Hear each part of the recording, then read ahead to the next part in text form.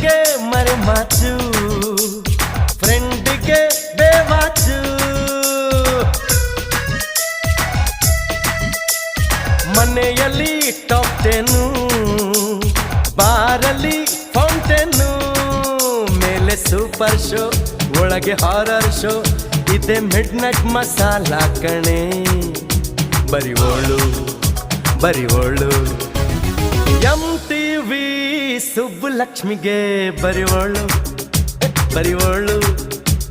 CTV ಮಾದಗೌಡ್ರಿಗೆ ಬರಿವೋಳು ಬರಿವೋಳು. Sensor ಇಲ್ಲದೆ ಎಲ್ಲ ತೋರಿಸೋ ವಿ ಚಾನಲ್ ತರ ಕೆಲಸ ಮಾಡುವಾಳು ನಾಳು.